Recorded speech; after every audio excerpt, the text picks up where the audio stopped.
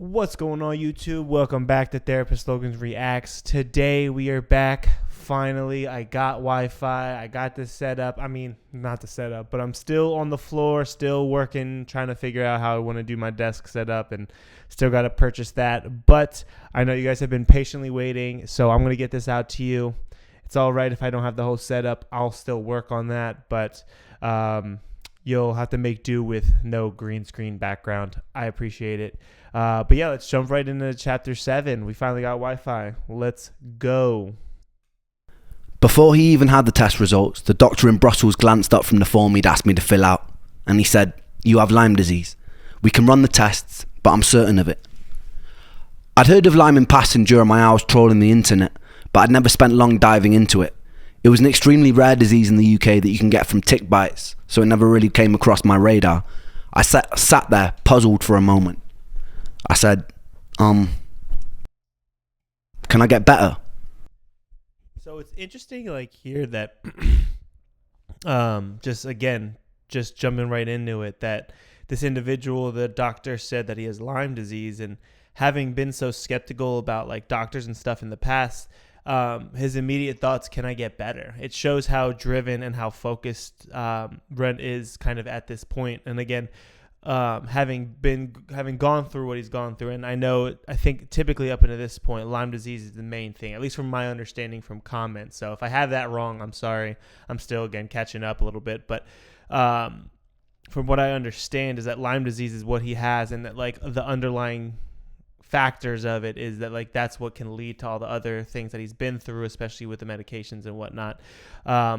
So it's still just beautiful, the fact he's like, his focus is, can I get better? Like, there's still that there's still that trust that's occurring in the medical field, like, especially having done Ren wrong for so many years and so many experiences, so many aspects.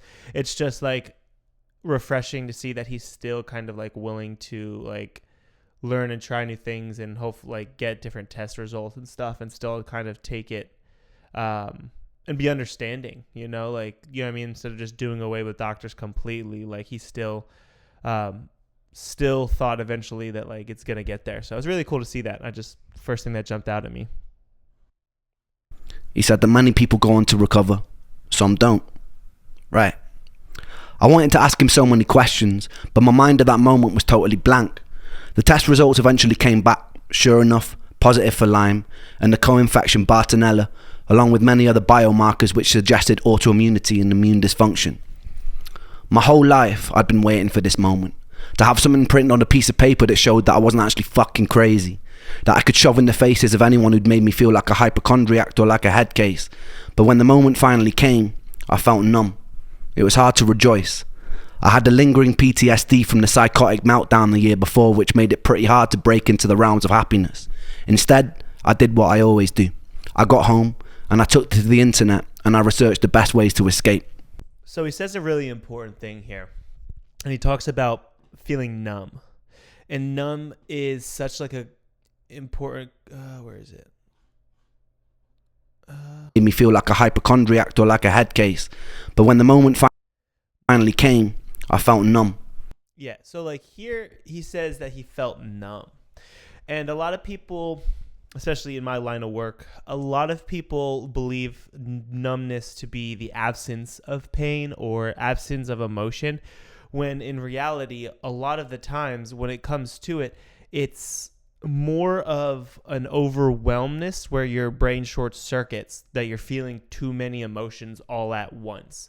So I know it's really hard and difficult to understand, and it can be a little bit odd to think of it that way, but more times than not, the numbness feeling or the numb feeling that we feel as individuals isn't necessarily a numbness, but more of, again, just that overwhelmed, overstimulated aspect of having that too many emotions and feeling too much all at once, where our brain isn't able to process it, especially when it comes to closure, like regarding trauma and anything regarding that. So, yeah, it's just something that sticks out to me. Like, that's definitely number one. Like, I work with a lot of individuals who state feeling numb.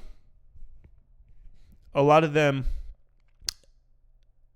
will sometimes disagree with what I have to say, and it is until later on in the therapeutic journey that they are able to recognize that it is in fact what I've said. And I know it's weird. It's a weird feeling and a weird concept to understand.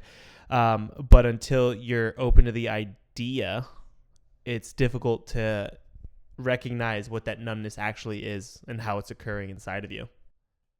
It was hard to rejoice. I had a lingering PTSD from the psychotic meltdown the year before, which made it pretty hard to break into the realms of happiness. Instead, I did what I always do. I got home and I took to the internet and I researched the best ways to escape. These folks know how to get in on a good thing, how to get in on the fun, and get in on juicy. The summer that I got sick, I spent 2 weeks camping in a small festival in Dorset. One night, me and friends decided to climb a nearby hill to build a bonfire in the woods. On the way there, the fields were full of long grass and deer. 3 people, all my age, who all attended that festival came down with ME or fibromyalgia-like symptoms over the course of the next year. One was a friend of the family who was shut in a dark room for years because the light would be too intense for him. Before that festival, he was bursting with life, a successful capoeira dancer, reduced to a zombie. Lyme disease seemed to be as much of a medical labyrinth as ME was. On one side, there was a whole host of specialists who believed Lyme bacteria becomes chronic, evades the immune system response, can sometimes evade testing, and leads to debilitating symptoms unless treated with a long course of antibiotics. On the other side were doctors who claimed that Lyme can't persist. It's easily treatable with a 2-week course of doxycycline, and further symptoms following that must be due to an autoimmune response triggered by the Lyme, or perhaps an unrelated, undiscovered cause. I educated myself as best as I could on all theories, trawling through research papers on PubMed, conversing people in support groups, often contacting leading Lyme scientists via email or phone to ask them questions. Lyme disease is caused by Borrelia, a spirochete bacteria that causes symptoms like extreme fatigue, confusion, joint pain, heart problems, digestive issues, anxiety, depression, and in extreme cases, hallucinations. So everything was adding up. I fell down internet rabbit holes of learning how Borrelia produces outer membrane vesicles, which contain outer surface proteins which can modulate your entire immune response, essentially dampening it for its own survival. So here he's doing just significant research, and he's really getting that like kind of psychoeducation on what it does kind of biologically as well as psychologically, you know, like he's really exploring the different symptoms that come along with, again, feeling the body and what it's doing down to like the cellular and molecular level, as well as understanding the other ramifications that it has on the psychological aspect regarding like depression, the hallucinations, and other psychosis aspects in like harder cases, like you said.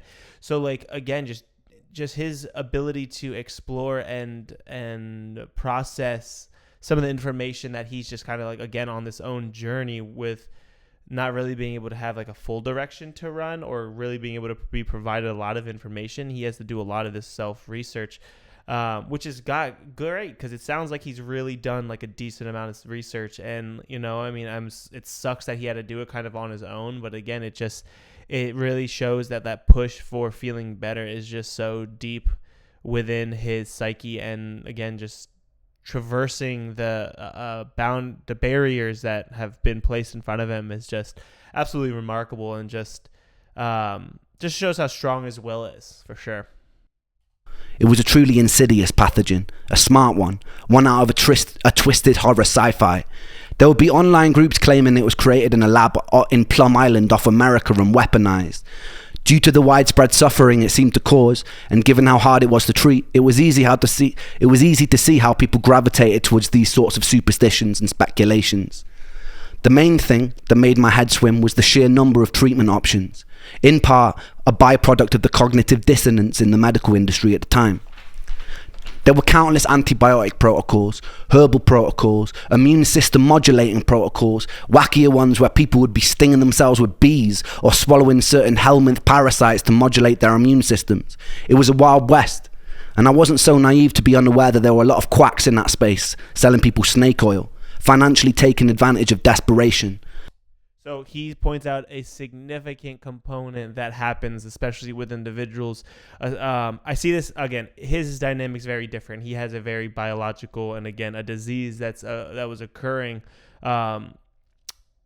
cohabitually with this, like, along his mental disorders or more symptomology versus like disorders. Like, he was dealing with a disease, but a lot of the time too, and I see this all the time on social media about these individuals with no therapeutic background or no schooling or professionalism at all, selling these treatment courses, the snake oil, like he's saying. It doesn't, like, these people who have no backing in it selling these courses to like help you explore like ADHD or your anxiety or depression is extremely difficult. Just extremely just inappropriate. It's just such a bad call. Like, regardless of your experience with it, it's just really dangerous for individuals who do not have that backing to offer such a service and not have any schooling or structure when it kind of comes to that. It's very scary. If the individual is selling a course or thing and they don't have any type of degree in any component regarding that specific field that they're trying to like explore or help individuals through, I would steer clear away from it. These people are not professionals. They're just trying to make your money just by doing these self-serving biases and implementing things and giving advice. That's not what therapy's for. That's not how therapy's conducted. I had to go to a master's degree for full-time 3 years in order to get a degree. It's just like the skills that we work on is just something that these individuals do not have. So it's just be really cautious about where you're going for resources and support. Just as a heads up, that's just something I'm very, very passionate about, seeing it all over TikTok and not just social media in general. It's a bit frustrating. Like a lot of the medical industry, I despise people and companies who see opportunity to profit from other people's misery. If you're watching this video and you're one of those people, I would highly consider switching your role in the world and being on the right side. One common factor a lot of these protocols seem to share was you would certainly get a lot worse before you got any better. And I do want to mention too, I am able to recognize that there are people actually in the professional field as well that do shit like this, and it's not okay by any means. I'm not condoning and saying you should only go to medically based or people like, I'm saying that because there's a higher percentage you're being taken advantage of people without degrees than the people with degrees, and just those kind of components, and the backing is just, those people are really just trying to survive and calling them like selves like life coaches and all those kind of things. I'm not saying that you can't be successful working with one, but ultimately at the end of the day, a lot of those times it's just, again, selling such a high price thing just for zero kind of components. Because if they did want to help and that was their main thing, they would be pushing to do it through the right way and going to get that therapeutic degree or social work degree or whatever it may be. If they really truly cared about it, they would push through it that way. And that's just what I firmly believe. That's my perspective. If you disagree, we can disagree. But yeah, I know it's happening in both components, but it's definitely happening one more, and that's the one that does not have the backing or the professionalism to kind of constitute, again, being able to practice. There was something called the Jarisch-Herxheimer reaction. As you kill off the pathogens in your system, they release biotoxins in your body, which are eventually cleared out by your kidneys and liver. These can cause systemic inflammation, additional fatigue, brain fog, mood swings, pain, flu-like feelings. I was no stranger to these things already, but when they got even worse, it was a mental battle. I sought out as many success stories as I could, and I looked for common threads in the ones of the people who made a full recovery. It seemed like long courses of antibiotics were working for some people, but to do it safely I needed to be in the care of a specialist. The NHS were fucking useless.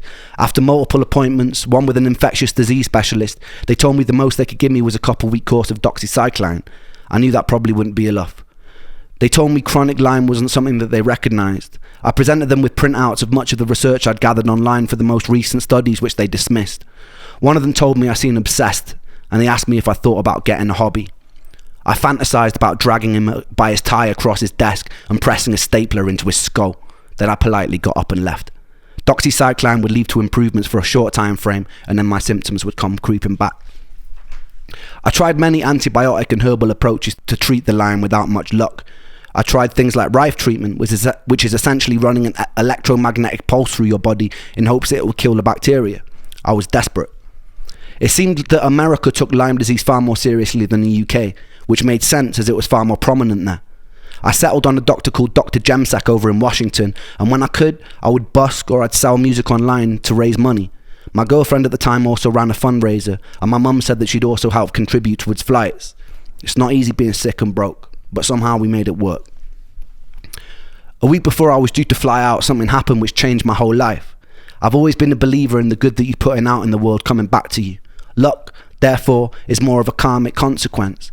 When I was making video blogs, I wasn't doing it to build a following or for any sort of social merit or personal gain. I was doing it because I thought I was going to die. I was doing it because I wanted to feel like I'd left some sort of positive mark on the world, like I'd helped. I remember waking up one morning and going through the comment section of the latest video I'd posted, only to find a message from a British doctor who is running a clinic over in Germany in Los Angeles. He is the third and final angel of this story. He was reaching out to offer to help, and he didn't want anything in return. We exchanged messages and ended up jumping on a video call together. The angel explained that he sympathised with my story. His son was a musician, and at his clinic he'd seen firsthand the countless times the destruction that Lyme disease was causing. He explained his clinic was involved in cutting-edge stem cell procedures and seeing promising results for various autoimmune and Lyme patients. The cost of the procedure was upwards of $25,000, something that I could never afford. But he said that every year he personally selected patients to attend his clinic for free. He would offer me the treatment free of charge. All he wanted me to do was document my experience. It made sense to me that if Borrelia was able to modulate the immune system for its own survival, that an intervention that focused on immunological homeostasis would help. The clinic also offered antibacterial IVs targeting the Lyme and various other treatments intended to build the body back up after years of chronic health complications. I was kind of in shock. When a stranger reaches out and offers something so generous, it's natural to doubt his intentions, but something told me to trust this kind offer. I really had nothing to lose, and as morbid as it sounded, my willingness to die made it easy to throw myself into a more experimental procedure. There was also some security in the fact that he wanted me to document my experience and share it with the world. If it had been more sinister, surely he wouldn't want that sort of exposure. I decided that I'd still go to the initial consultation with Dr. Jemsek, as I'd raised the money, but I would catch a flight to LA once it was done. Money was still an issue. The entire treatment length was about 6 weeks, and back then I could have never afforded the accommodation for that long. I decided to hop on Facebook, and I found a Lyme support group based in LA. There, I found people going through the treatment at the clinic who were happy to put me up in their guest rooms. Despite all our faults, human beings' ability to empathize, lift up strangers, and collectively solve problems purely because it's the right thing to do is such a beautiful characteristic to carry. This is such a beautiful thing to see when it actually happens and occurs. It's just, I know it can be difficult, and not everyone does have that characteristic, but it does happen, and it's so beautiful because as humans, we're social creatures, and it's just supposed to, again, just be like that. And it's not like that all the time, but it's really important for us humans to stick together and really look out and help when we can, and again, at what cost? Like, are we willing to let others kind of fall without lending out a helping hand? Like, if we have that helping hand available, we should really look to help each other. Looks like my camera's about to die, so I'm going to switch cameras real quick. Give me 1 second. All right, sorry about that. I sincerely hope that we can find ways to hold on to our own empathy and humanity as we step into the future. I believe these traits will save us as a species. Survival of the fittest is a myth in a society where we have all our basic needs met. It becomes survival of those willing to cooperate. The time came and I flew out to America with Momoko, keeping me company and keeping an eye out in case my health crashed. I went to the initial consultation in Washington, D.C. They recommended that I get on a minimum of a year-long course of various antibiotics and supplements, some to be rotated. I saw this as my fallback plan if the stem cells didn't work. We then headed to LA. It was summertime, so it was boiling. The clinic was based in Beverly Hills. The juxtaposition of spending most of my life in waiting rooms that were falling apart, feeling like a defective product on a conveyor belt that's being rushed along only to be dismissed, to then go into being in what felt like a 5-star health spa where there seemed to be a genuine care and interest for my well-being, was quite odd. I was greeted enthusiastically by the doctor. He seemed a lot younger than his age. When I mentioned this, he laughed and he said it was the stem cells. As we spoke, I could see his childlike enthusiasm for what they were doing at the clinic. Stem cells were very in vogue at the time. There was also much territory to explore, and the potential of what they could offer harder to treat diseases was incredibly exciting and promising. It was hard not to feel some of that contagious excitement leaking from the doctor.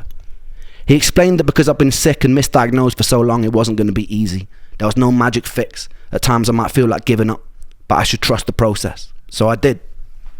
When we first arrived, I was staying on the floor of a young couple's apartment. They were just starting treatment at the clinic. Fontaine was a songwriter and he was an actor.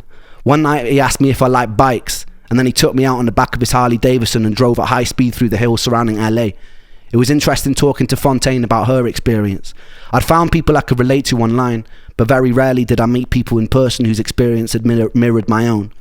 She'd also been through the ringer of misdiagnoses, medical dismissal, left to suffer, trying desperately to claw back her own life. I started to realise this problem wasn't localised to the UK. It was global. So many people were going missing and screaming into a void. The first week at the clinic was aimed at building my body back up. I would sit for hours while various vitamins and nutrients were dripped into my body to address any deficiencies that may have occurred from years of being sick. They also offered talk therapy, lymphatic drainage massage, ways to calm your nervous system that would aid healing. I was still having to pinch myself that this was all free. I felt guilty for the people who had to pay. It wasn't easy. Occasionally I'd have an immune reaction to one of the IV drips. I didn't know at the time, but I had mast cell activation syndrome, which meant my body would become highly inflamed in response to many food, vitamins, even things like perfumes or scents from everyday cleaning products could set it off. A year later, while in the German clinic, I would be minutes away from nearly dying after going into anaphylactic shock during an IV drip. A nurse luckily caught me in the nick of time and injected me with an EpiPen. I spent a night in the emergency ward with Germans who couldn't speak a word of English, who put me on an electrolyte drip that made me feel even worse. During the second week in LA, I moved places to stay with another couple. The husband had been a prop and set designer for the Fresh Prince of Bel-Air. They were extremely generous with their time and space and became almost surrogate parents to me and Momoko. There is an unusual companionship you feel with someone who has faced similar levels of suffering as yourself, like an unspoken bridge of understanding. This understanding of going through similar aspects, it's very parallel to this term called trauma bonding. It is again this connection that you get with individuals who've been through similar things, or just recognizing you've been through a suffering event or traumatic event, and you're able to bond over the fact that you both felt so strongly and felt such strong emotions when it came to it. And there's nothing wrong with trauma bonding. It can be very healing and therapeutic. However, there's also times where I've seen trauma bonding become very unhealthy and very problematic with individuals. So again, I'm not placing judgment or anything. I don't know what their component is or what their dynamic is, but it's definitely something to be aware of, and something as therapists we should be aware of when we hear about individuals trauma bonding with others. It's definitely something to kind of converse and explore more and gain a little bit more insight.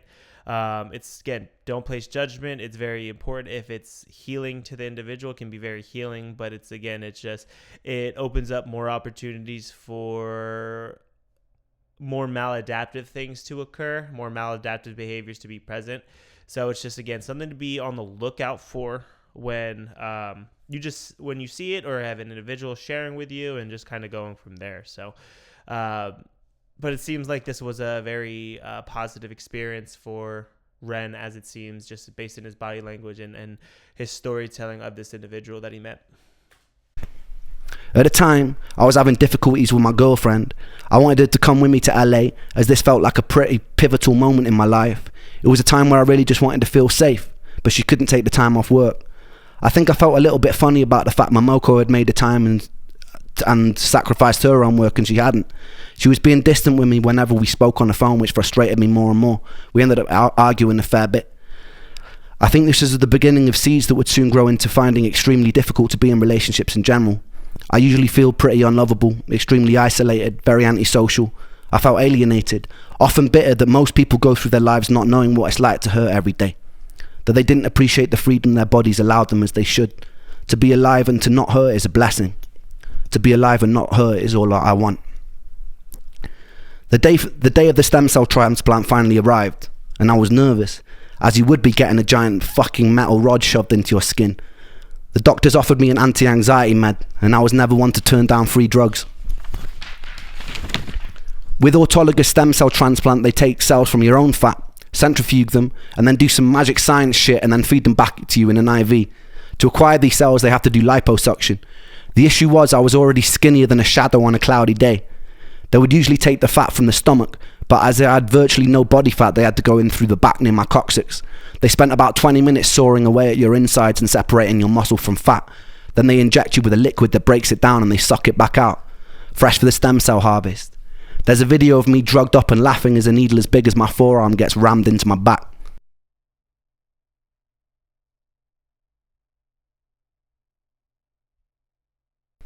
I returned home pretty bruised up, but full of hope. Like they're digging for gold. And so I'm pretty kind of bruised up. I've got these two little holes here where they took the stem cells out and they put them back in my arm. You can't really see on this camera because the light's too much, but I've got more holes in my arm than a Scottish heroin addict. I'd met people at the clinic who were further along the process than me, who were singing the praises of how much better they felt. For the first 3 months I didn't really notice much, but I was told it would take time. I was already doing somewhat better from the 6 weeks of IVs. It's an unusual psychological space to be teetering on the precipice of hope that your whole life could change. There's a certain tension and a certain excitement that comes with that. I was also having big problems with my girlfriend at the time. I'd found out some things that had really shaken my trust. In retrospect, I should have just walked away then and there, but I held on because part of me blamed myself. In my sickness, I held people at a distance, so I felt like I deserved negative things. We would fight a lot. The health problems added a whole new dimension to something that would be hard for any couple. I couldn't trust that she loved me as much as she said she did because of certain things that I found out. A few months after the transplant, me and her decided to get away from everything and stay with a mother on the south of Spain. One night, we were sat on the grass, looking up at the sky, being surrounded by avocado and lemon trees. It felt like we were in some sort of Eden-like paradise. She asked me to marry her. It was her way of proving that she loved me and would always love me. And I said yes, but I meant no. Even when we went to pick out rings, I just felt scared. I lost the ability to trust love. I don't fully blame her for that. She was an awesome person trying to navigate a complicated situation. I blame my sickness. My sickness was an inseparable from me, and so I blame myself. After about a month of being home, she sat down with me one day and told me she decided to move to Australia for a year. She told me it wouldn't change anything between us. I had my doubts. Despite the additional stress in my life, something amazing was happening. About 4 months after the stem cell transplant, I noticed the desire to leave the house. I noticed more colour in my skin. I joined a gym that was a 3-minute walk from my house.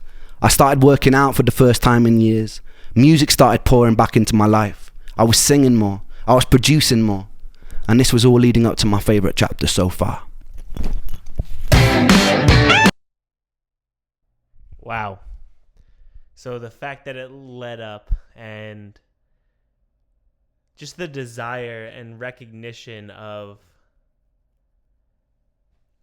feeling, I hate using this word, but like feeling back to his normal is just beautiful to see. Again, just the severe trauma and severe suffering that they had to go through, and the fact that they're able to recognize, like, the first time in a long time, having the energy to just simply go sign up for a gym and want to feel physically up to it after not feeling physically up for anything for years is just absolutely amazing. And it's just beautiful to see. I think this is the wrap up for chapter 7. Let me know what you think about the comments. And I love how he left this as chapter 7, because on the precipice of hope, you're really seeing, again, he said before the chapter 8, like this beautiful, his favorite one, like it's like it's very full circle, and it makes me feel like, again, my heart's becoming warm again and not cold to the experience that they've gone through. Like, I really feel like I was part of with him through this journey, and it's just really awesome to feel that way. And again, I know it's not even remotely close to what he's gone through, but I think that's why I feel like a lot of you renegades really connect with it and his story, is just because these chapters are just so personal and so meaningful. So I get it for sure. Leave a comment down below what you think, like what your perspective on chapter 7 was. I'd really like to know. Make sure you give this video a like, and make sure you subscribe, please. And if not, if you think anybody else would like my videos, please send it out.